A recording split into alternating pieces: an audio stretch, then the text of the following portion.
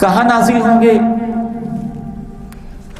اس بارے میں بھی رسول اللہ صلی اللہ علیہ وسلم کی وہ تفصیلی حدیث ہے جو ہم نے کل بھی سنی تھی، جس کے راوی حضرت نواس بن سمعان رضی اللہ تعالی عنہ ہیں کہ اللہ کے رسول نے ارشاد فرمایا اللہ تعالیٰ حضرت عیسیٰ کو بھیجیں گے فینزل عند المنارۃ البیضاء، وہ ایک سفید منارے کے پاس، سفید مینار کے پاس، شرقی دمشق جو دمشق کے مشرق کی جانب ہے، وہاں پہ تشریف لائیں گے۔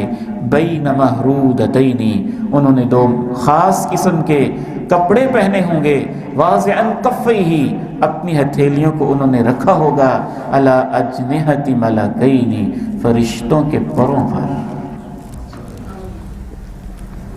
اذا طأطأ رأسہ، جب وہ اپنا سر جھکائیں گے، قطرہ، تو ان سے پانی کے قطرے ٹپکیں گے، وَإِذَا رَفَعَهُ، جب سر اٹھائیں گے، تَحَدَّرَ مِنْهُ جُمَانٌ كَاللُّؤْلُؤِ، تو موتیوں کی طرح چمکتے دمکتے موتیوں کی طرح پانی کے قطرے گریں گے۔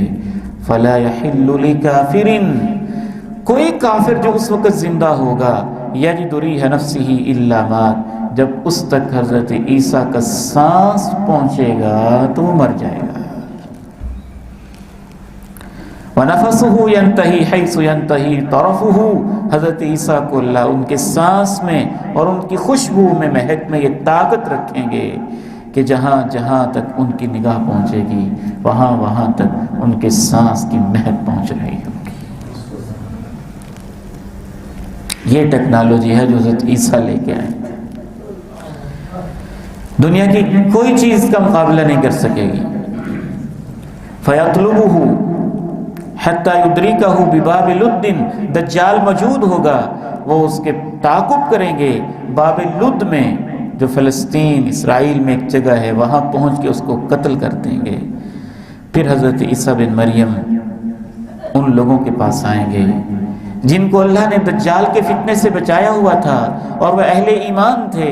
فَيَمْسَحُ عَنْ وُجُوهِهِمْ، وہ ان کے چہروں پہ پیار کریں گے، ہاتھ پھیریں گے۔ وَيُحَدِّثُهُمْ، اور ان کو بتائیں گے اللہ نے تمہیں جنت میں کتنے درجے دینے، تم اتنے بڑے فتنے سے بچ گئے ہو، تم ان حالات میں ایمان پہ قائم رہے ہو، دجال جیسے فتنے کا اللہ کی توفیق سے تم نے مقابلہ کر لیا ہے۔ پیار سے ہاتھ بھی پھیریں گے اور پھیر پھیر کے بتائیں گے جنت میں اللہ نے تمہارے کتنے درجے رکھے۔ فَبَيْنَمَا هُوَ كَذَلِكَ، اسی اثنا میں جناب عیسیٰ کو پیغام ملے گا، اے عیسیٰ اب ایک نیا فتنہ، ایسے لوگ میں نے نکال دیے ہیں جن کا کوئی مقابلہ نہیں ہو سکتا ہے، آپ میرے بندوں کو لے کے دور پہاڑ پہ چلے جائیں۔ اللہ یجوج ماجوج کو بھیج دے گا اور ان کا فتنہ شروع ہو جائے گا۔ صحیح مسلم حدیث نمبر 2937۔